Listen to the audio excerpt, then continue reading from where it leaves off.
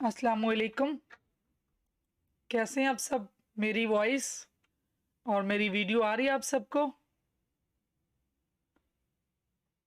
Message करके reply कीजिए और थोड़ा सा इसको इंटरेक्टिव बनाने के लिए आप लोगों ने पार्टिसिपेशन करनी है। पार्टिसिपेट करेंगे तो ही ये लेक्चर थोड़ा इंटरेक्टिव होगा और हम एक दूसरे गुड आ रही आवाज़। तो आप आज रिलेशनशिप के बारे में सीखने जा रहे हैं। क्या आप एक्साइटेड हैं? टाइप करें यस। किस किस ने आज रिलेशनशिप के ऊपर ग्रेट वंडरफुल आ रही है आवाज़। Thank you. ग्रेट। तो मुझे उम्मीद है कि आप सारे पार्टिसिपेट करेंगे और इस लेक्चर को बड़ा इंटरेक्टिव बनाएंगे। और साथ आपने अपना माइक भी अनम्यूट करके मुझे रिप्लाई करना है। Great wonderful, thank you. आप लोगों का जो रिप्लाई आ रहा है मेरे लिए मोटिवेशन है। Great wonderful. तो आज का कोई मुझे बताएगा कि लेक्चर का जो टॉपिक है उससे आपको क्या लगता है कि आज हम क्या सीखेंगे? कोई अनम्यूट करके मुझे थोड़ा सा बताएगा, जो टॉपिक था उसके बारे में कुछ बताएंगे, कैसा लग रहा है? बहुत से लोगों को शायद ज्यादा चीजें पता है। ठीक, अनम्यूट कोई नहीं करेगा। चलें, आज का टॉपिक सबके सामने ही है। एक्साइटेड है कि हम इस टॉपिक पे सीखेंगे। गुड।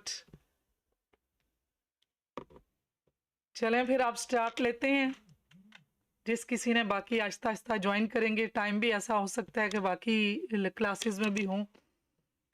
तो टॉपिक आप जैसा आप जानते हैं, एसेंशियल ऑफ रिलेशनशिप मैनेजमेंट।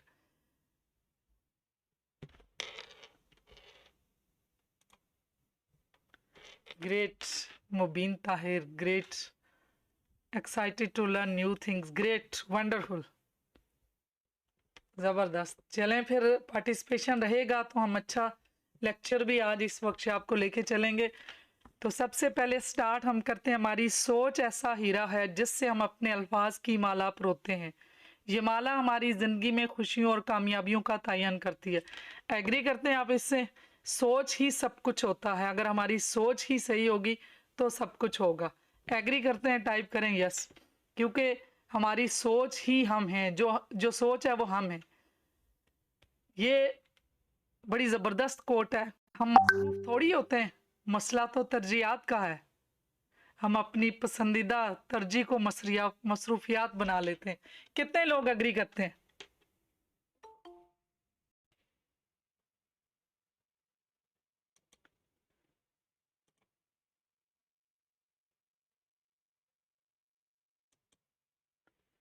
जी, ये मैं ज्वाइन कर रही हूँ, इसमें थोड़ी सी डिस्टरबेंस हुई है। जब ज्वाइन करती हूँ तो थोड़ा सा मुबीन कह रही हैं, हम टोटली एग्री है।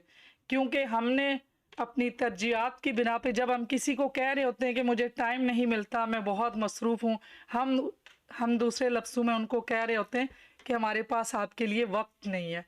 हमारी जो तरजीहात हैं हम उनको वक्त दे देते हैं और आपके लिए हम मसरूफ़ होते हैं। तो रिलेशनशिप तो ऐसी चीज़ है कि सब तरजीहात छोड़ के तो हमने करना। अब यहाँ पे एक कोट है, ये टोनी रॉबिन की है, जो कि बेस्ट मोटिवेशनल स्पीकर हैं और एनएलपी के जो प्रैक्टिशनर हैं। उनकी ये कोट है, रिलेशनशिप की जो हमने रिस्पॉन्सिबिलिटी लेनी है वो 100% लेनी है।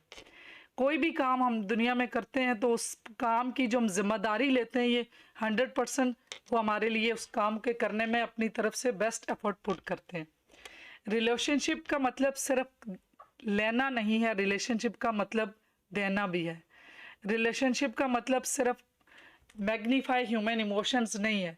उसका मतलब ये हमें दूसरों को समझना और अंडरस्टैंड करना है, और रिलेशनशिप में देना भी है और लेना भी है।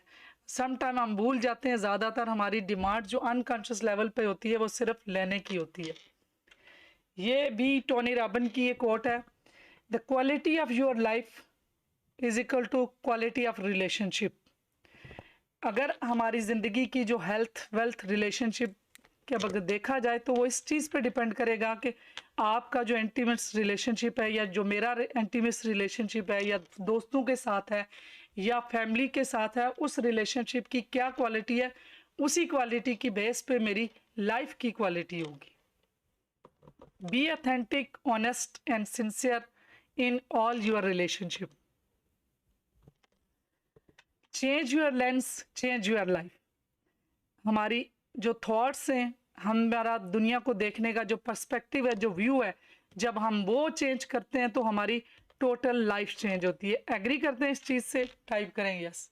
B clear on your why are you doing, what are you doing, what purpose does what you want to do सब। अब अगर हमें वाई, व्हाट और पर्पस का पता होगा तो किसी भी हमारी लाइफ के किसी भी हेल्थ, वेल्थ, रिलेशनशिप, तीनों एरिया में हम क्लैरिफाई होंगे। सबसे पहले वाई का पता होना, फिर ये क्यों कर रहा हूँ और इसका पर्पस क्या है, इस पे हम क्लियर होंगे तो हमारे लिए आसानियाँ होती हैं और हम ज़िंदगी में सक्सेसफुल होते हैं।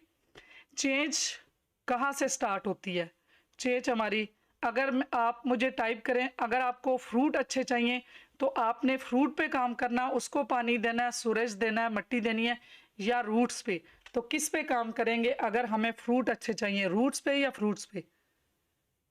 टाइप करें, रूट्स पे या फ्रूट पे, किस पे काम करना हमने? हमें फ्रूट अच्छा चाहिए तो फ्रूट पे काम होगा या रूट पे? जड़ों पे काम करना है, डेफिनेटली रूट्स पे। Great, wonderful Umera, great, wonderful. तो हमने अपनी थॉट्स पे काम करना है। तो इसका मतलब है कि सबसे, अगर हमने अपने बिहेवियर में, अपनी पर्सनैलिटी में, हमारी आउटर लुक में चेंज लाना है तो सबसे पहले इनर में चेंज, अगर हमने आउटर में लाना है तो सबसे पहले हमने थॉट्स पे, ideas, thoughts, feelings, plan, habits, commitment, lifestyle और चेंज। तो अब जब हमें पता हो हमने चेंज लाना है तो कॉन्शियस लेवल पे चेंज हम सिर्फ और सिर्फ जब हम डिसीजन करेंगे चेंज करने का तब होंगे। और चेंज होना कहाँ पे है, आनी कहाँ पे है? सब कॉन्शियस पे। तो सब कॉन्शियस पे चेंज लाने के लिए हमें इस चीज़ को एक्सेप्ट करना है। Marriage and couple therapy, major theorist जो हैं वो ये इनके नाम हैं: Susan John, Frank Dattilio, Albert Ellis, Robert Liberman, Richard Stuart. ये इनके नाम हैं जो कि मेजर कपल थेरेपी के थ्योरिस्ट हैं। Couple therapy, marriage counselling, couple counselling, relationship counselling, इन सब के नाम एक ही हैं, एक ही चीज़ का। ये मैं इन कर लूँ इनको थोड़ा सा मीटिंग में, ये फिर मेरे ख्याल से डिस्टरबेंस हो रही है कोई इन करने के लिए, या मैसेज था। चलिए दोबारा आ जाएंगे, इनको कर लेंगे। ये सारी चीज़ें जो हैं एक ही चीज़ का नाम है। कम्युनिकेशन बहुत इंपॉर्टेंट है। सबसे पहले कोई भी रिलेशनशिप है तो हमें कम्युनिकेशन के प्रिंसिपल पता होने चाहिए कि कम्युनिकेशन क्या है। 5C हैं कम्युनिकेशन के। कम्युनिकेशन जब भी हम किसी भी पर्सन से, किसी रिलेशनशिप में, किसी जगह पे भी हम कम्युनिकेशन करते हैं तो उसके 5C हमें पता होने चाहिए। कंप्लीट कम्युनिकेशन हो, क्लियर हो, कंसाइज हो, कोहेसिव हो और कर्टियस हो। अब इन सब को हम देखते हैं कि ये क्या है। 7 प्रिंसिपल ऑफ कम्युनिकेशन। अब क्या क्या है कंप्लीट, जो भी हम बात करें तो उसके अंदर कंप्लीट जो मैसेज कन्वे करना चाह रहे हैं वो हमारा फैक्ट जो है, जो भी बात हमने दूसरे को कन्वे करनी है वो कंप्लीट हो। समटाइम हम जब बात कर रहे होते हैं तो हम कोई हिप्नोटिक लैंग्वेज यूज़ कर देते हैं जिसमें आधी बात हम करते हैं या कंप्लीट मैसेज कन्वे नहीं करते। तो उसमें होता क्या है कि वो दूसरा जो पर्सन होता है उसका दिमाग 20% इंफॉर्मेशन लेके वो बाकी की इंफॉर्मेशन 80% अपने से लगा के तो हमारा जो माइंड है वो बात को कंप्लीट कर लेता है। तो अब NLP के असूलों के मुताबिक ये बात, जो बात करने वाला है, जो कम्युनिकेशन करने वाला है, उसकी जिम्मेदारी है कि वो अपनी 100% जो कम्युनिकेशन है वो सक्सेसफुल करे। वो सक्सेसफुल कब होगी?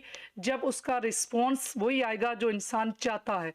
तो रिस्पॉन्स जो हम चाहते हैं उसके लिए जब हम कंप्लीट वो बात अगले को कन्वे करेंगे जो हम उसे बताना चाह रहे हैं तो उसके लिए कंप्लीट जो है ना वो सेंटेंस, कंप्लीट फैक्ट्स।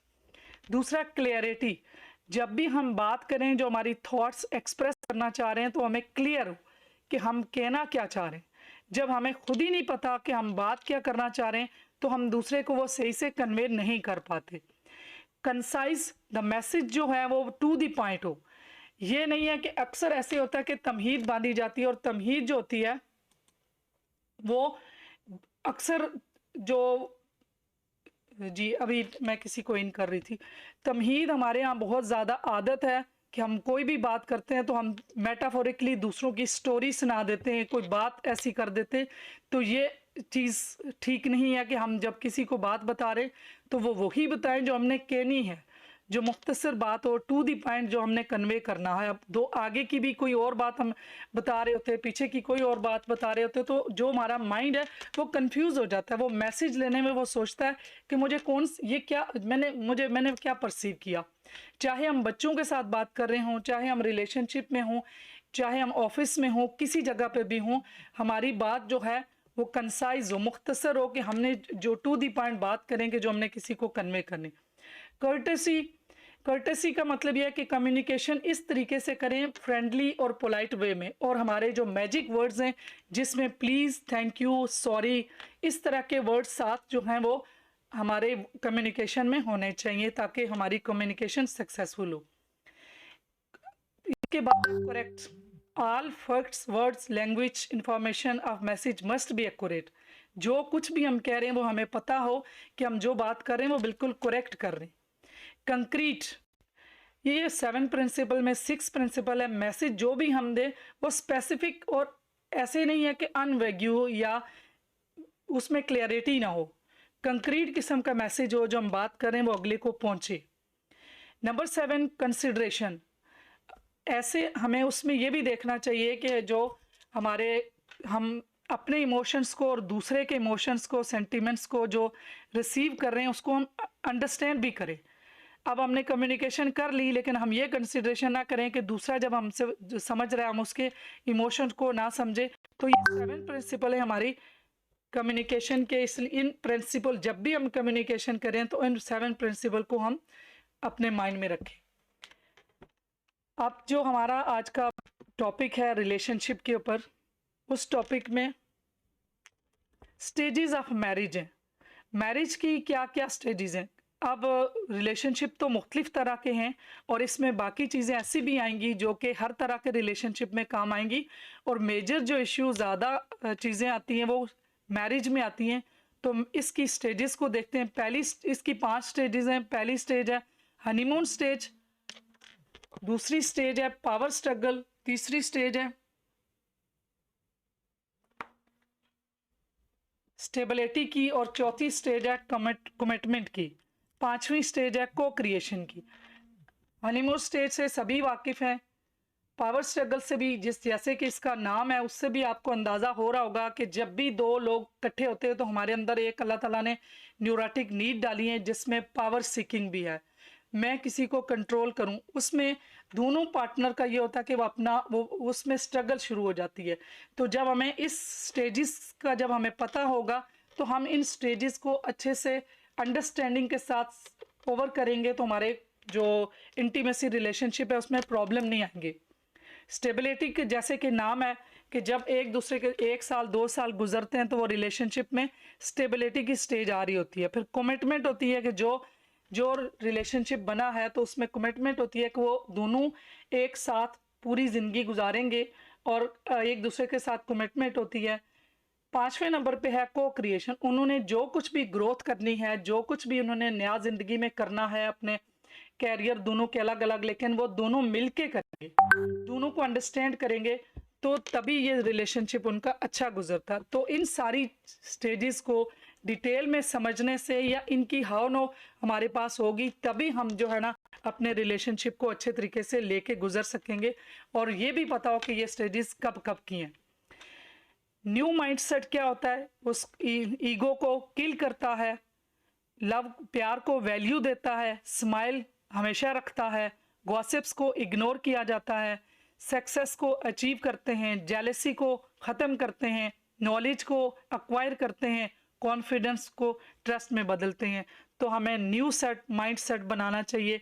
जो चीज़ हमारे बचपन में कंडीशन हो गई, जो कुछ हमारे पेरेंट्स के पास था उन्होंने हमें दिया, हम जो एक्सपीरियंस हमने 3 ई से लिया, एजुकेशन से, इन्वायरमेंट से और एजुकेशन एक्सपीरियंस से, उससे जो भी चीज़ें हमारे अंदर कंडीशन हुई, हमारे बिलीफ सिस्टम बने, हमारी ये जिम्मेदारी है कि जैसे जैसे हम ग्रो करते हैं, जैसे जैसे जब बड़े होते हैं, हमें अपनी पर्सनैलिटी में चेंज लाना चाहिए और नए तरीके से चीज़ों को सीखना चाहिए, नया माइंडसेट बनाना चाहिए, फिक्स माइंडसेट से निकलकर ग्रोथ माइंडसेट की तरफ जाना चाहिए।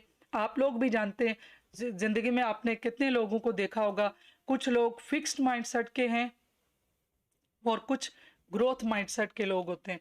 तो फिक्स माइंडसेट के साथ इंसान कुछ नहीं कर सकता, ग्रोथ माइंडसेट के साथ ही इंसान चल सकता है।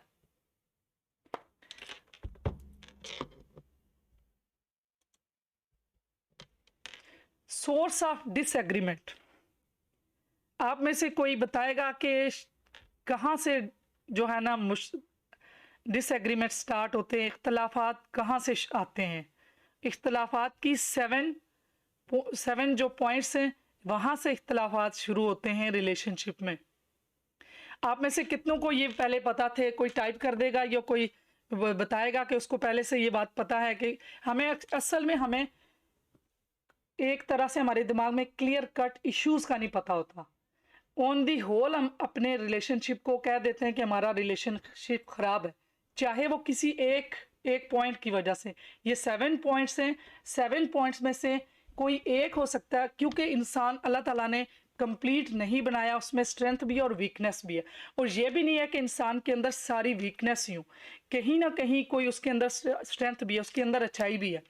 तो हमें जब रिलेशनशिप में कोई इशू ऐसा आता है, तो हमें ये नहीं पता चल रहा होता कि वो पॉइंट ऐसा कौन सा है जिसमें हमारे डिसएग्रीमेंट आ रहे, जिसमें हमारी प्रॉब्लम आ रहे। तो हम सारी रिलेशनशिप में इशू लेके बैठते हैं। तो जब हमें अलग से कैटेगराइज करें, तो तब हमें समझ आती है कि हमारे रिलेशनशिप में कहाँ प्रॉब्लम आ रहा है।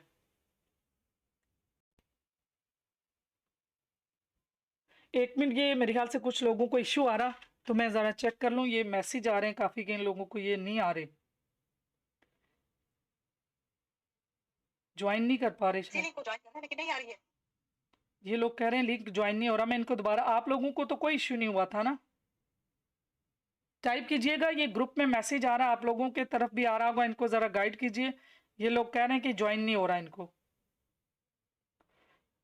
आप में से कोई है अगर इनको ये देखे, ये भी आ रहा है कि इनको ज्वाइन ही नहीं हो रहा। मैसेज में मेरी तरफ से कोई पोस्ट कर दे, एसेंशियल ग्रुप में मैसेज नहीं आ रहा, इनको ज्वाइन नहीं हो रहा। कुछ लोगों के इधर मुझे मैसेज आ रहे हैं, अब मैं तो इसको छोड़ के तो ये नहीं कर सकती। आप उन लोगों को कर दीजिए जो ग्रुप में ज्वाइन नहीं हो रहा, आपके साथ एसेंशियल ग्रुप में लोग हैं, उसमें दोबारा से ये वाला लिंक आप उनको शेयर कर दें। Thank you. Source of disagreement पे थे। पहला सोर्स है सेक्स, जो मोस्टली हमारे यहाँ तो इसके बारे में बात की नहीं जाती। यहाँ पे दोनों पार्टनर की तरफ से हो सकती, इसमें कोई एक पार्टनर डिससेटिस्फाइड हो सकता है या दोनों से डिससेटिस्फाइड होते हैं, वहाँ से जहाँ से झगड़ों का या मसाइल का आगाज़ होता है। दूसरा, पैसों की वजह से मोस्टली ऐसे रिलेशनशिप में ऐसे लोग होते हैं जिनमें मसाइल पैसों की वजह से भी आते हैं। तीसरे नंबर पे कंट्रोल और डोमिनेट। अब कोई एक पार्टनर जिसकी पर्सनैलिटी में कंट्रोलिंग पर्सनैलिटी है, वो उसकी अलग रीजंस है किस वजह से उसकी पर्सनैलिटी में कंट्रोलिंग है, वो भी चाइल्डहुड ट्रामास की वजह से आ सकती है। डोमिनेंट पर्सनैलिटी, कुछ सम टाइम मर्द की डोमिनेंट पर्सनैलिटी होती है, सम टाइम औरत की होती है। अब उस जगह पे भी डिसएग्रीमेंट स्टार्ट होता है। चौथे नंबर पे है जेलेसी और इनफिडेलिटी। जेलेसी तो वो भी पर्सनैलिटी इशू है, किसी एक पार्टनर की पर्सनैलिटी में जेलेसी वैसे ही है। दूसरी तरफ कोई दूसरा पार्टनर ऐसा है कि वो जेलेसी क्रिएट करता है, वो ऐसे इंसिडेंट्स बनाता है, उसकी पर्सनैलिटी में ऐसे है कि वो किसी को जेलस करके उसको अच्छा लगता है, तो वो उसको जेलस करता है। तो उस सूरत में भी डिसएग्रीमेंट स्टार्ट होते हैं। और आप इस चीज़ को, आपको पता भी होगा, प्रैक्टिकल लाइफ में ये चीज़ें हैं कि इंसान को जेलसी का सामना बहुत ज़्यादा करना पड़ता है और इस जेलसी की वजह से रिलेशनशिप पे बहुत असरअंदाज होते हैं। उसके साथ इनफिडेलिटी, बेवफाई। कुछ लोग ऐसे होते हैं, वो मर्द भी हो सकते हैं, औरत भी हो सकती है, उनके अंदर बचपन से ही उनका पैटर्न बन जाता है। वो पैटर्न ये होता है कि उसने अटैचमेंट इस तरह से बना लेता है कुछ अरसे के लिए, जब नया नया किसी से दोस्ती करते हैं उनको अच्छा लगता है कुछ टाइम के लिए, फिर वो उसको छोड़ देते हैं, फिर नए सिरे से दूसरे के साथ। आजकल के ज़माने में जैसे कहूँ तो मोबाइल एडिक्शन है, जो एक्स्ट्रा मैरिटल अफेयर हैं, जिस पे जो फ़ोन पे किसी से गप करना, दोस्ती करना और मैसेज का वापस आना, मैसेज भेजना, इस तरीके से ही स्टार्ट होता है। और इनफिडेलिटी दोनों में होती है, लड़के में भी और लड़की में भी, और इस वजह से भी डिसएग्रीमेंट स्टार्ट होता है। और हाउस वर्क, घर के कामों में भी बहुत मसाइल होते हैं। यहाँ पे ऐसा होता है कि कभी जो लड़की शादी करके जाती है, इसमें ज़्यादातर अगर देखा जाए तो लड़की के इश्यूज इसमें ज़्यादा आते हैं कि उसको कहना तो नहीं चाहिए, लेकिन हमारे माशरे में घर के कामों के लिए भी लेके जाया जाता है। और फिर ऐसा होता है कि बहुत ज़्यादा मसाइल बनते हैं, क्योंकि लड़की जब सोचती है कि शादी के लिए उसने तो बड़े ख्वाब सजाए होते हैं, लेकिन जाते ही शादी की पहली नाइट जब उसको ऐसा सारी एक लिस्ट थमाई जाती है कि जिसमें उसने माँ का ख्याल रखना, भाई का ख्याल रखना, बहन का ख्याल रखना, और अगर इनका ख्याल नहीं रखेगी, ये तो मुझे बहुत प्यारे हैं, तो वो इस घर में उसका सर्वाइवल नहीं है। तो ये तो पहली रात ही उसके इशू स्टार्ट हो जाते हैं। और इसी तरह अगर लड़के को देखें तो उसमें भी ये है कि लड़के को इकोनॉमिकली बर्डन पड़ता है कि उसे घर के कामों में, और कहीं अगर खातून वेल ट्रेंड नहीं उसको मिलती लड़की, तो उसे घर के कामों में भी उसे प्रॉब्लम बनते हैं। तो इशू की रीजंस ये हैं। हमने ये इस लेक्चर का पर्पस भी ये है कि इस एक अलग चीज़ को देखा जाए तो अलग अलग चीज़ का हम सोल्यूशन निकाल सकते हैं कि मेरे ये इश्यूज़ हैं तो मैं किसी से काउंसलिंग सीख करूं, मैं किसी से थेरेपी ले लूं। क्योंकि अपने जब हम स्टार्ट करते हैं किसी से, अपने दोस्त से शेयर करना, अपनी बहन से, अपनी माँ से, तो एक्चुअल में होता क्या है, उनकी सिंसियरिटी पे कोई डाउट नहीं होता। प्रॉब्लम यह था कि वो उतने ट्रेंड नहीं होते, उन पे के पास उसका कोई सोल्यूशन नहीं होता, तो वो बाइस सोल्यूशन दे देते हैं।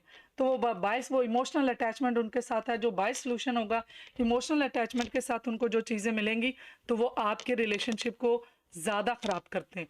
तो इसलिए ज़रूरी है कि किसी ऐसे एक्सपर्ट से उसी स्पेसिफिक इशू पे जो प्रॉब्लम है, अगर एक इशू ऐसा है जो अगर डायग्नोज भी है, उसकी अंडरस्टैंडिंग आ गई और उसका हमने सोल्यूशन ले भी लिया, तो हमारी वो लाइफ, वही मैरिज बहुत सक्सेसफुल जा सकती है। वही कपल हमारा जो है ना, वो हमारी बहुत अच्छी ज़िंदगी और हमारे बच्चों की भी लाइफ पे अच्छा इम्पैक्ट पड़ सकता है। 6 पे है इनएडिक्वेट अटेंशन एंड अफेक्शन। ये भी बहुत है, काम की वजह से अपने पार्टनर को सही अटेंशन ना दें, या हमारे बचपन में इस तरह की ग्रूमिंग हो चुकी है कि हम इंटीमेसी रिलेशन नहीं रख सकते। वो हमें तभी आइडेंटिफाई करेंगे तो तब पता चलेगा कि इंसान का अटैचमेंट स्टाइल क्या है। ये अटैचमेंट स्टाइल उसके चाइल्डहुड में बनता है। तो अटैचमेंट स्टाइल उसका अगर अवे पीपल है, टूवर्ड पीपल नहीं है, तो वो ज़्यादा इंटीमेसी रिलेशनशिप में नहीं रख सकेगा। अगेन, जब हम जान जाएं कि मेरे पार्टनर का अटैचमेंट स्टाइल उसका इस तरह का है, तो भी कंप्रोमाइज़ करके वक्त गुजर सकता है। और अफेक्शन, वही कुछ लोग ज़्यादा एक्सप्रेसिव नहीं होते, वो चाहे औरत और मर्द दोनों में से कोई भी एक भी अगर एक्सप्रेसिव नहीं है, अपनी अफेक्शन शो नहीं करता, तो भी रिलेशनशिप में प्रॉब्लम आती है और डिसएग्रीमेंट होती है। नंबर 7, कुछ लोग फ्यूचर की प्लानिंग नहीं करते दोनों पार्टनर मिलके, जबकि ये दोनों पार्टनर का म्यूचुअल रिलेशनशिप और शेयरिंग रिलेशनशिप है, इस पे करना चाहिए। और कुछ जो पैसों के ऊपर भी एक दूसरे के साथ वो क्लियर कट एक दूसरे के साथ रिलेशनशिप में वो डिस्कस नहीं करते और ना ही प्लानिंग करते हैं। इस वजह से ये 7 पॉइंट्स हैं जिस पे डिसएग्रीमेंट होती है और यहाँ से प्रॉब्लम अराइज होते हैं। अब आज के बाद अपने आप को आप में से जो मैरिड लोग हैं वो देखिएगा कि इनमें से किस जगह पे आपके इश्यूज आ रहे हैं और उसी पॉइंट को लेके आप उसका सोल्यूशन लें और सॉल्व करें। जो लोग अनमैरिड हैं वो उन लोगों के लिए भी बेनिफिशियल है, लेकिन उनके लिए प्री मैरिटल काउंसलिंग का पूरा कोर्स है। इसी तरह मैरिटल काउंसलिंग और मैरिड रिलेशनशिप के ऊपर पूरा कोर्स है। यहाँ पे मैं आपको ज़ाहिर है जितना कुछ आपको डिलीवर कर सकूँगी नॉलेज वही दूंगी। और मेरी कोशिश होगी कि मैं आपको ज़्यादा से ज़्यादा नॉलेज और सेंसिटाइज कर सकूं। वो पहले का वक्त था कि जहाँ पे इंसान को कुछ नहीं पता था, और इसी तरह से बेहंगम तरीके से हम रिलेशनशिप में कूद पड़ते हैं। रिलेशनशिप भी एक स्किल है जो सीखनी चाहिए, और सीख के एक हमारे ज़िंदगी में हमें ज़िंदगी एक बार मिली है, और इसको एक अच्छे तरीके से और एक बहुत ही प्यार से और एक बहुत कंस्ट्रक्टिव वे में हम इस रिलेशनशिप को लेके चलें, ताकि आने वाली नस्ल जो हम अपने बच्चों को ग्रूम करेंगे, तो जब हमारा अपना रिलेशनशिप ही ठीक नहीं है, तो जो हमें बचपन में ट्रॉमाज मिले, चाइल्डहुड जो हमारी इंजरीज हमें हुई, वो हम अपने बच्चों को नेक्स्ट देंगे, तो इसका तो फिर हमें फ़ायदा ही नहीं है कि हमने एक और जनरेशन को ख़राब कर दिया। तो हमारी लाइफ का भी तो कोई पर्पज़ है, जो हम उस पर्पज़ को पहचानें। तो उस पर्पज़ को पहचानने के लिए जो सबसे पहले मैंने आपको स्लाइड दिखाई थी, हमें वाई, व्हाट और पर्पज़ पता हो, तभी हम ज़िंदगी को सही गुजार सकेंगे। तो अब अगर हम इन चीज़ों से ही नहीं निकलेंगे, तो हम अपने सेल्फ एक्चुअलाइजेशन को, खुदा ने हमें क्यों बनाया, हम उसको कैसे पहचान सकेंगे। First few month of marriage challenging faced. पहली जो जब शादी होती है, तो उसके पहले कुछ महीने किन किन चैलेंजेस का सामना करना पड़ता है। सबसे पहले एक नए शख्स के साथ ट्रांसफ़र, इंसान जब एक जगह से दूसरी जगह आता है, तो उसकी जो है ना, वो सबसे पहले उसके लिए मुश्किल होता है कि उसकी एडजस्टमेंट में। दूसरा, हर पर्सन की अपनी पर्सनैलिटी की लाइकिंग और डिसलाइकिंग है, उसके अपने टेस्ट अलग से हैं। अब जब दोनों पार्टनर आते हैं, तो उनको कंप्रोमाइज़ करना पड़ता है इन चीज़ों में। तीसरे नंबर पे है प्रेफरेंसेस। अब किसी को कैरियर के लिए उसको उसकी प्रेफरेंसेस कुछ, वाइफ की कुछ और होंगी और हस्बैंड की कुछ और होंगी। अब अगर इस जगह पे प्रेफरेंसेस को अप्रिशिएट ना किया गया, तो यहाँ पे भी प्रॉब्लम अराइज होते हैं। हैबिट्स, अगेन एक पर्सन किसी और जगह पे पला बड़ा, किसी और उसकी इकोनॉमिक स्टेटस होगा, हमेशा कभी भी बिल्कुल कंपैटिबल नहीं मिलते, तो उनकी हैबिट्स भी अलग अलग होती हैं।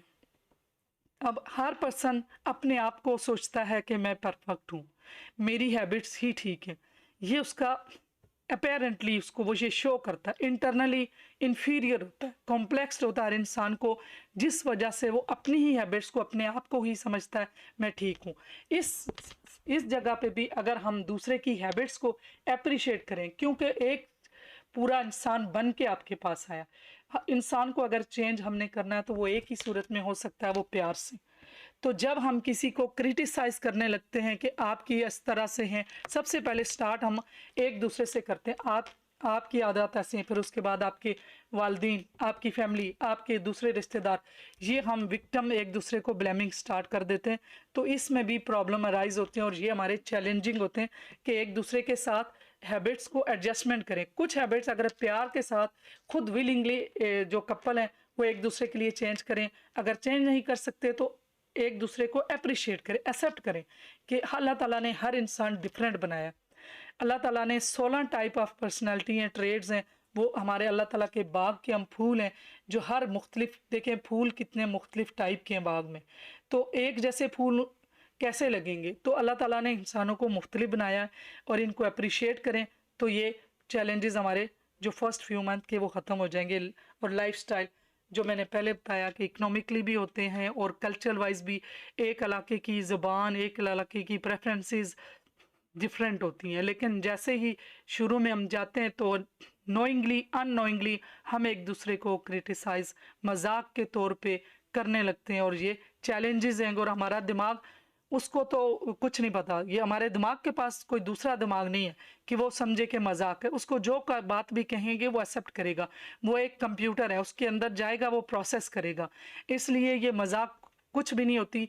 जो कम्युनिकेशन की मैंने पीछे 7 प्रिंसिपल बताए, हमें उन प्रिंसिपल को पहले किसी शख्स के साथ भी कम्युनिकेशन करते हुए उनको हमने समझना है कि ये हमें, हमारा माइंड किस तरह समझता है। ये 7 चीज़ें मैंने बताई हैं, complete, care, cohesiveness, courteous, consideration, ये सारी हमें इन चीज़ों को आइंदा से अपने साथ पल्ले बांध के रखना है, ताकि हमारे रिलेशनशिप ठीक रहे। 5 टॉप इश्यूज कपल फाइट, क्या क्या किस चीज़ों पे, आप में से कोई टाइप कर दे, आप किसी पहले से ये चीज़ें सबको ही पता होंगी कि ये 5 किस्म की ऐसे इश्यूज हैं जिन पे घरों में लड़ाइयाँ स्टार्ट होती हैं और वो कपल के दरमियान होती हैं। ये जब कंसिडरेशन हमने की हो कि क्लियर कट, जब भी शादी मेरा कुछ लोगों के साथ काउंसलिंग के दौरान और उससे पहले भी लोगों के साथ जो मेरा बना, अच्छा ये थोड़ा सा पहले हमने वेट भी किया है, तो उसमें अभी 15 मिनट का आ चुका है, तो दोबारा से मैं लिंक क्रिएट करके भेजूंगी और उसी वक्त आप लोगों ने ज्वाइन कर लेना, क्योंकि इसके पीछे भी बहुत सारी चीज़ें जो कि आपके काम के लिए। तो मीटिंग जब एंड होगी तो साथ ही मैं आपको दूसरा लिंक भेज दूंगी और उसी लिंक पे आप फ़ौरन ज्वाइन कर लीजिएगा। तो पहला फ्री टाइम के लिए, जी फ्री टाइम है। अक्सर लड़ाइयाँ स्टार्ट होती हैं फ्री टाइम, एक दूसरे को टाइम नहीं मिलता, पैसों पे, उसके बाद वही घर के कामों पे, फिजिकल इंटीमेसी पे, एक दूसरे के साथ एक टाइम गुजारने पे, और एक्सटेंडेड फैमिली। ये पॉइंट हैं, ये इश्यूज हैं जिसकी वजह से अक्सर फाइट होती है। आप इसमें एग्री करते हैं कि ये इश्यूज हैं? टाइप करें यस। मुझे लग रहा है मैं ही बोल रही हूँ, आप टाइप करें।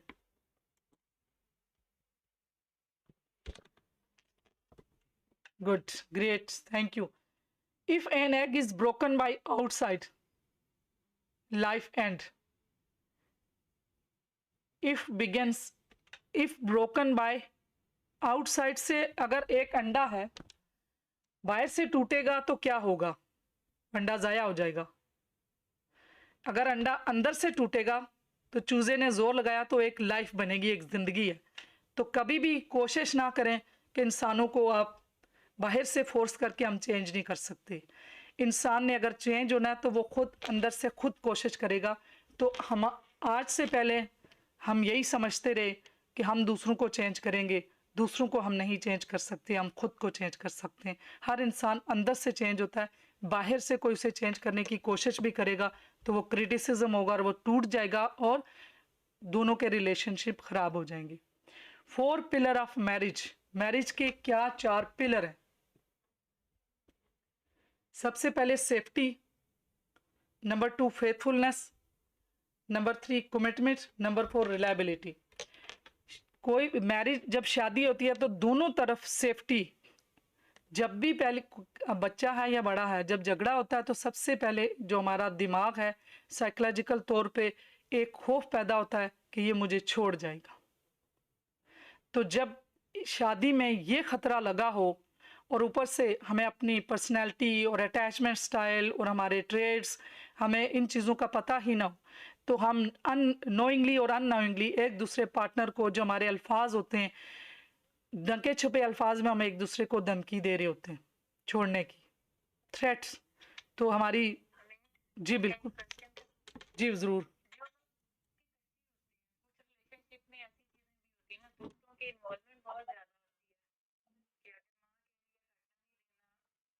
कुछ शौहर ऐसे होते हैं जो फ्यूचर प्लानिंग ही नहीं करते, उससे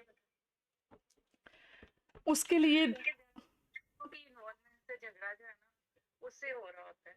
जी बिल्कुल, उसके लिए सबसे पहले तो pre marital counselling, self grooming, self development है। क्योंकि अगर एक दो, यहाँ पे तो मैं आपको आपके सवाल का जवाब दूंगी, उससे पहले अपनी पर्सनैलिटी टाइप और ट्रेड्स का पता होना। क्योंकि अगर एक पार्टनर इंट्रोवर्ट है और एक्सट्रोवर्ट है तो इंट्रोवर्ट पर्सन जो है वो इतना, उसकी क्या क्वालिटीज़ होती है और एक्सट्रोवर्ट की क्या क्वालिटीज़ होती हैं, तो वो जब तक पता नहीं होगा तो कंप्रोमाइज़ कैसे होगा। फिर रेपो बिल्ड करना, जब हम एक दूसरे की ट्रेड को, ट्रेड्स वाला पर्सनालिटी ट्रेड में एक है कि एक पर्सन इंट्यूटिव होता है, दूसरा पर्सन सेंसिंग होता है, और एक पर्सन थिंकिंग वाला होता है और दूसरा फीलिंग वाला होता है, एक प्लानर होता है और एक जजमेंटल होता है। ये 4 डाइकॉटमीज होती हैं और ये 4 जो है ना हर इंसान में होती हैं। 4 डोमिनेट होती हैं, 4 जो है ना वो ब्लाइंड होती हैं। अब अगर हमें इस पर्सनैलिटी के ऊपर हमने काम नहीं किया, अपने आप को चेक नहीं किया हुआ, तो प्रॉब्लम तो आएंगी। एकदम से हम किसी को, मैंने जैसे पहले बताया कि हम एक दूसरे को क्रिटिसाइज करके एकदम से हम किसी को अपने हाथ में किसी की डोर पकड़ के, चाहे मर्द डोर पकड़ ले या लड़की औरत पकड़ ले, हम किसी को ठीक नहीं कर सकते। हमने अगर किसी को चेंज करना है तो उसके साथ रेपो बिल्ड होगी। इंसान दुनिया में दो ही तरह से सीखता है, एक थ्रेटनिंग है और दूसरा प्यार है, लालच है। तो लालच या थ्रेट, दो तरीके से इंसान किसी को चेंज कर सकता है। तो रिलेशनशिप में तो हम दोनों चीज़ें नहीं चला सकते, एक प्यार का तरीका ही है, जिस प्यार के साथ हम किसी के साथ रेपो बिल्ड करेंगे, अप्रिशिएट करेंगे, डिफरेंसेस को अप्रिशिएट करेंगे, उनकी जैसी हैबिट्स हैं, उनके जैसे ही एटमॉस्फेयर है घर का, जिस तरह का भी है, एक दूसरे के साथ बाउंड्री सेट करेंगे। यहाँ पे एक चीज़ और आती है, अब ज़रा इस 1-1.5 घंटे के लेक्चर में बहुत सी चीज़ें हैं जो कि रिलेशनशिप के लिए बहुत ज़रूरी हैं। उसके लिए अपनी सेल्फ ग्रूमिंग पे, सेल्फ डेवलपमेंट के ऊपर लेक्चर, कोर्सेज लेने चाहिए। एनएलपी एक ऐसा सब्जेक्ट है और एनएलपी के ऊपर इतना अच्छा, उसके ऊपर जो रिलेशनशिप के लिए सीखना उसके थ्रू बहुत ज़रूरी है। फिर हिप्नोथेरेपी भी है, उसके साथ भी आप बहुत कुछ सीख सकते हैं, क्योंकि हिप्नोटिक लैंग्वेज है कि किस तरह से हम रिलेशनशिप को इम्प्रूव कर सकते हैं और किस तरीके से हम अपने इर्द गिर्द, चाहे वही पेरेंट्स होंगे, वही मदर होगी, वही जो एक पहले से उसके जो भी अगर मेल है तो उसका रिलेशनशिप में उसको उनके साथ रेपो बिल्ड हुई है, तो आपने वो रेपो कैसे तोड़नी है, कि आपने अपने साथ कैसे रेपो बनानी है, वो तभी आप किसी से गाइडलाइन लेंगे, किसी थेरेपिस्ट से, तभी आप उस चीज़ को अपने हक में कर सकेंगे। इस तरह से तो नहीं हो सकेगा कि जब आपको पता चल जाए तो आप फिर एक बार, जब क्रिटिसिज्म मैं आगे आपको ये बताऊंगी, ये टोनी रॉबिन की जो वर्कशॉप के थ्रू उसने वो एक बताई है कि क्या मेल को, 3 मेल को यूं नहीं चाहिए, तो तीन मेल को सी नहीं चाहिए और 3 फीमेल को यू नहीं चाहिए। अगर वो लास्ट में स्टेप्स हैं वो आपको मैं डिटेल में बताऊंगी, और वो चीज़ें अपने साथ पल्ले बांध लें शुरू से ही। 3 आप सी मर्द को ना दें, मर्द आपको 3 यू ना दे, आपका रिलेशनशिप सक्सेसफुल जाएगा। तो इसमें यही है कि रेपो बिल्ड करें, रेपो बिल्ड करें, प्यार के साथ आप एक दूसरे को अपनी बात कन्वे करें। जब आप रिस्पेक्ट करेंगे एक दूसरे के वैल्यूज़ की, एक दूसरे की हैबिट्स की, तो आपकी रेपो बिल्ड हो जाती है और फिर प्रॉब्लम नहीं अराइज होते। ये तो प्रॉब्लम जब बन जाते हैं तो फिर तो किसी थेरेपिस्ट के बगैर खुद से वो चीज़ें सॉल्व नहीं हो सकती, और वो टू द पॉइंट हम एसोसिएट कर लेते हैं, हम पूरा एक क्लस्टर बना लेते हैं, पूरे का पूरा रिलेशनशिप ख़राब, पूरे का पूरा बंदा ही ख़राब, पूरे का पूरी खातून ही ख़राब, ऐसा नहीं है। मैंने जैसे पॉइंट वाइज बताया कि कोई एक इशू है जिसमें एक इशू की वजह से सारे आ सकते हैं लपेट में, लेकिन ओरिजिनेट जो होगा किसी एक इशू की वजह से होगा, कोई एक प्रॉब्लम होगा, वो एक्सटेंडेड फैमिली हो सकती है, कोई सेक्सुअल डिससेटिस्फेक्शन हो सकती है, मनी का प्रॉब्लम हो सकता है, कोई फ्री टाइम का हो सकता है, कोई एक प्रॉब्लम आएगा जो लपेट में ले लेगा। तो उस एक प्रॉब्लम को समझे कि ये कौन सा प्रॉब्लम है जिस वजह से हमारा सारा बन के तो एक क्लस्टर खराब हो रहा है। तो एक दूसरे पे ट्रस्ट, फेथफुलनेस, इसके बगैर रिलेशनशिप नहीं चल सकता और ये बनाना पड़ता है। रिलेशनशिप एक बैंक है, उसमें जितना इन्वेस्ट करेंगे, जितना हम उस पर डिपॉजिट करते जाएंगे, उतना ही ये स्ट्रांग होगा। अगर हम रिलेशनशिप से, लव बैंक भी है, अगर हम सिर्फ लेने के, अगर हम लेते ही रहेंगे, जैसे हमारा कॉन्सेप्ट है गेटिंग, तो उसमें क्या होगा, पीछे बैंक तो खाली हो जाएगा। तो इसलिए जितना हम देंगे भी, उसमें डिपॉजिट भी तो करना है, हम निकाल भी रहे तो जमा भी करते रहें, तो इसलिए देना पहले है, कुछ जमा करेंगे तो कुछ मिलेगा। हम सबको लेने की जल्दी होती है, देने की हमें नहीं होती। जितना हम देंगे तो उतना ही हमें वापस मिलेगा। कमिटमेंट, वही हमें एक दूसरे को ट्रस्ट और कमिटमेंट दिया होगा कि हमने इस रिलेशनशिप को, हमने सारी उम्र निभाना। इतनी मिसट्रस्ट है, इतनी ऐसे सिचुएशंस होती हैं, वही प्रॉब्लम यही है कि एक दूसरे को अंडरस्टैंड नहीं किया होता। कोई भी बुरा नहीं है दुनिया में, कोई भी अच्छा नहीं है, ये मीनिंग हमने खुद अटैच की हूँ मैं। अब अगर कोई इंसान इंट्यूटिव है, वो फ़ौरन से डिसीजन अपनी इंट्यूशन से, गट फीलिंग से करता। एक पर्सन जो है वो जब तक उसे कोई फैसला करना तो पूरी तरह से इंफॉर्मेशन लेगा, अब पहले की भी इंफॉर्मेशन, आने वाले की भी इंफॉर्मेशन, तब डिसीजन करेगा। अब जो इंट्यूटिव उसने फ़ौरन डिसीजन कर लिया, दूसरे को प्रॉब्लम हुआ, उसने तो अभी उस पर कोई ना कोई टाइम लेना है डिसीजन लेने में। तो एक फीलर है, वो इमोशनल है, वो जल्द बात को महसूस कर लेता है। वो दूसरा बंदा थिंकर है, वो उसकी इमोशनलिटी है ही नहीं, वो 20% इमोशन है। खातून जो वो 80% इमोशनल है, वो हर काम हर बात उसके इमोशन के ऊपर आ जाता है। तो अब दोनों में तजाद तो आ गया है। तो अब ये सारी चीज़ें जब हम जानेंगे तो इसमें बुरा तो कोई नहीं, हम एक दूसरे को समझेंगे। जो इमोशनल पर्सन है वो उसकी इमोशनलिटी का पूरा रिस्पेक्ट करेगा, उसके तहत उसके साथ बात करेगा, उसके तहत रिलेशनशिप रखेगा, तो प्रॉब्लम नहीं आएंगे।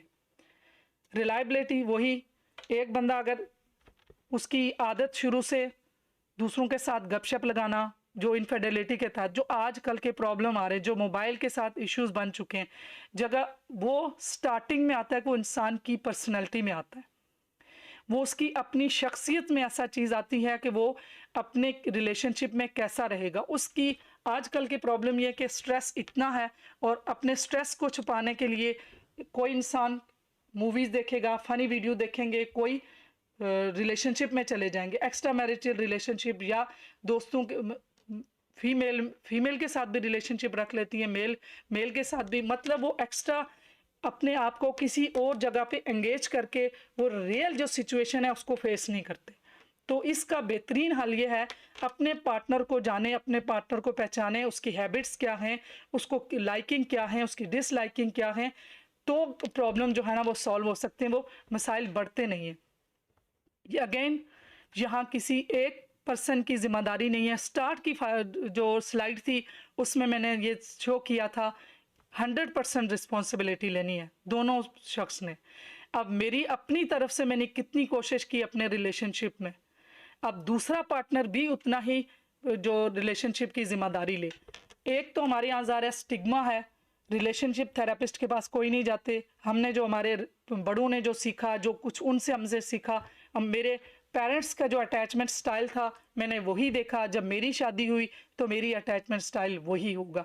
तो मैं उसको ब्रेक करने के लिए मुझे चाहिए तो मैं किसी से पूछूं, मैं किसी से हेल्प लूं कि मुझे मेरा ये अटैचमेंट स्टाइल कैसे चेंज होगा। वो मेरे लिए आने वाली मेरी नई जनरेशन के लिए भी खराबी बनेगी ना। जब घर में इतने कन्फ्लिक्ट होते तो बच्चों की जो ग्रूमिंग होती है उनकी पर्सनैलिटी वहीं से डैमेज हो जाती है। तो इस चीज़ का तो हमें अंदाज़ा ही नहीं होता कि ये हमारे कंधे पे बहुत बड़ा बोझ आया। हम खुद की जिम्मेदारी लें, खुद को समझें, अपनी पर्सनैलिटी को समझें, और इसके लिए जो इश्यूज बन रहे हैं उस इश्यू को फाइंड आउट करें। 8 essential of successful marriage. Successful marriage के लिए 8 क्या ज़रूरी चीज़ें। Number 1, love. प्यार के बगैर सिर्फ एक जिम्मेदारी, ऑब्लिगेशन समझ लेना कि अब जो है ना शादी एक जिम्मेदारी है बस। उसके बगैर सबसे पहला जो शादी का, जो रिलेशनशिप का पहला पॉइंट है वो प्यार है, कमिटमेंट है। दूसरे नंबर पे सेक्सुअल फेथफुलनेस है। तीसरे नंबर पे हम्बलनेस है, एक दूसरे के साथ पोलाइट और हम्बल रहें। तीसरे नंबर पे सब्र के साथ रहें और एक दूसरे को माफ़ करें, फॉरगिवनेस। यहाँ फिर अगेन आ जाता है, जो इमोशनल पर्सनैलिटी होती है वो कभी किसी को माफ़ नहीं कर सकते। उनके अंदर कोई बात उन्हें बुरी लगती है, वो लॉन्ग लाइफ लेके चलते हैं। अब उनको चाहिए कि मेरे अंदर ये क्वालिटी है कि मुझे जब कोई बुरा कह दे या मेरे साथ कोई चीज़, चाहे वो उसमें मेरी मिस्टेक है या नहीं है, उनको डायरेक्ट जब उनको अटैक किया जाता है तो वो कभी भी इग्नोर नहीं करते, उनके दिमाग से बात नहीं निकलती। ये उस पर्सन को चाहिए कि मेरे अंदर ये ऐसी चीज़ है, तो वो ऐसी टेक्निक्स आजकल तो यूट्यूब, फेसबुक, इंटरनेट पे इतना कुछ पड़ा हुआ। और ऑनलाइन ऐसा है कि जो स्टिग्मा है वो तो उसका मसला ख़त्म हो गया कि ऑनलाइन आप अपने लिए काउंसलिंग और अपने लिए कोई गाइडलाइन ले सकते हैं कि मेरी ये हैबिट्स हैं कि मैं किसी को माफ़ नहीं कर सकता, तो मैं इसको कैसे करूँ। तो उसके लिए आपको टूल और टेक्निक मिलती हैं। फिर टाइम, एक दूसरे के लिए मोबाइल छोड़ के, सारे टाइम छोड़ के, दिन में कोई ना कोई ऐसा टाइम जिसमें टीवी देखना, चाहे खामोशी से एक दूसरे के साथ बैठना, ये इतना ज़रूरी है कि इसके साथ आपकी सक्सेसफुल मैरिज लाइफ जा सकती है। उस टाइम पे ऐसा टाइम हो कि जिसमें बिल्कुल सब चीज़ें छोड़ के एक दूसरे को इम्पोर्टेंस दें, जिसमें वो एक दूसरे के साथ चाहे बात भी ना करें लेकिन साथ बैठें। ऑनेस्टी और ट्रस्ट, ये बहुत ज़रूरी है। कुछ ऐसी चीज़ें कि अगर इंसान एक दूसरे को पहले से बता दे तो उनको ट्रस्ट रहता है, और चाहे वो हर बात बाद में ना भी बताए लेकिन पार्टनर को पता होता है कि वो ऐसा कोई काम, ऐसी कोई बात नहीं मेरा पार्टनर कर सकता। उसको इतना ट्रस्ट एक दूसरे के ऊपर बिल्ड करना चाहिए। अगेन ये बैंक है इसमें इन्वेस्ट करना चाहिए कि वो ट्रस्ट डेवलप करें, उसके लिए भी बहुत मेहनत करनी पड़ती है, और एक दफ़ा जस्ट ट्रस्ट डेवलप हो जाता है तो इंसान की बाकी की लाइफ अच्छी गुजरती है। कम्युनिकेशन ये मेजर इशू है। कम्युनिकेशन जहाँ स्टॉप होती है, रिलेशनशिप वहीं से डेड होना शुरू हो जाता है। फिर डेड रिलेशनशिप चलते रहते हैं, one sided relationship. Meeting and होने वाली है, मैं आपको लिंक दोबारा भेज रही हूँ। उसके बाद है सेल्फलेसनेस, अपनी तरफ ही चीज़ें लेना और देना नहीं, हर चीज़ अपने मुझे ही चाहिए, मेरे साथ ये हो गया, मेरे साथ गलत हुआ, मुझे ये नहीं मिला, मुझे ऐसे हुआ, ये सारी चीज़ें